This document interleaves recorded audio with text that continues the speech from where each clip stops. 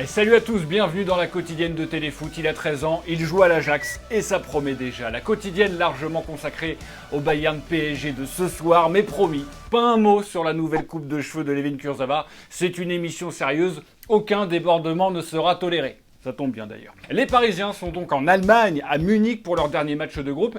Ils sont partis hier. On a vu Draxler, Verratti et Berchiche de face sur un tarmac. On les a vus de dos sur un tarmac. On a vu Neymar et Marquinhos monter dans l'avion avec leur café déjà bien réveillé. On a vu la même chose avec Kylian Mbappé, version très mal réveillée. On a vu Thiago Silva jouer à Mario Kart. On a vu Marquinhos gagner à Mario Kart.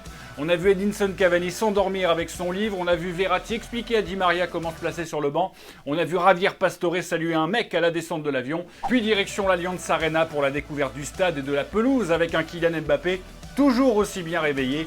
Quelques minutes plus tard, Unai Emery s'est présenté devant les médias avec un message clair. Enfin clair, on a traduit quand même. Maintenant, on va jouer demain chez quoi d'équipe avec une mentalité, une volonté pour gagner, pour faire un grand chemin dans les Champions League. Mais aussi, nous voulons l'aider sur être les premiers. Et oui, Paris veut garder sa première place. Pour cela, rien de plus simple après la victoire 3-0 du PSG à l'aller. Il ne faut pas perdre par 4 buts d'écart. Vous me direz, ça paraît impossible? Oui, on disait déjà ça dans la quotidienne du 8 mars dernier. Pues que estamos a mitad de eliminatoria.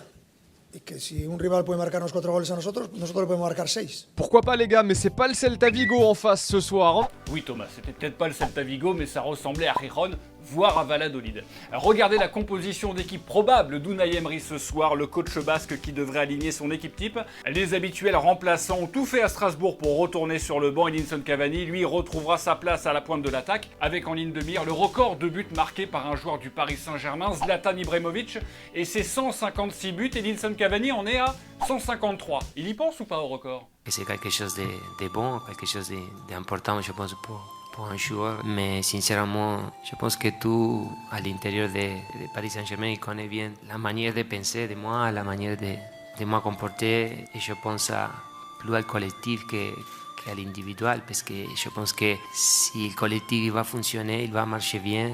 Après, toutes les autres choses, il va venir. Et hier, je vous posais cette question, croyez-vous à la thèse de l'accident après la défaite du Paris Saint-Germain à Strasbourg? Vous avez répondu oui à 57% sur Instagram. On commence par le nom. Pour Ismaël Mbama, ce n'est pas un accident, je dirais plutôt qu'ils ont sous-estimé Strasbourg.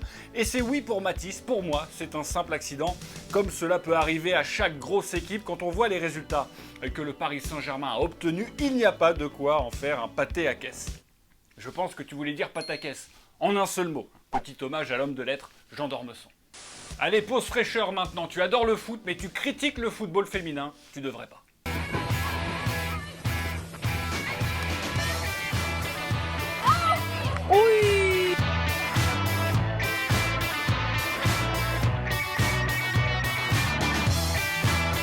Dans les autres matchs ce soir de la Ligue des Champions, l'Atlético Madrid est en grand danger. Pour se qualifier pour les huitièmes de finale, Antoine Griezmann et Co doivent gagner à Chelsea. Et dans le même temps, il faut que la Roma ne s'impose pas à domicile face à Karaban Agdam.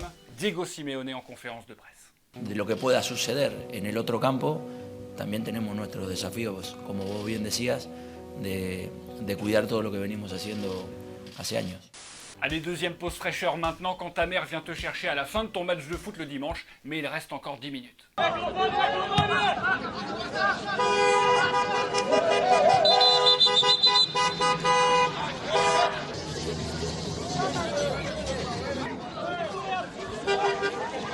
Dans la rubrique Mercato d'été, on est déjà le 5 décembre, l'équipe nous apprend que le FC Barcelone s'intéresse de près à Houssem Aouar, la révélation lyonnaise du début de saison. Les dirigeants blaugrana ont même déjà accéléré sur le dossier et parlé à son agent. Ils auraient même déclaré, je cite, c'est Aouar, c'est Aouar qu'il nous faut. Oh, bizarre quand même.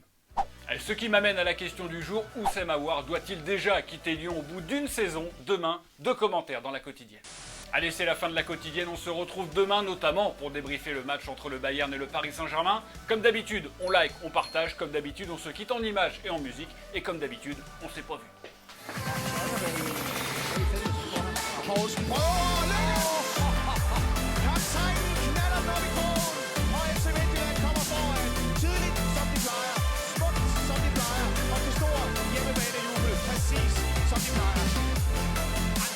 Et au fait, vous voyez le petit logo Téléfoot au milieu de l'écran, eh bien on clique dessus pour s'abonner. Rejoignez-nous pour avoir la quotidienne dès sa sortie chaque jour et aussi tous les contenus exclusifs de Téléfoot. A tout de suite.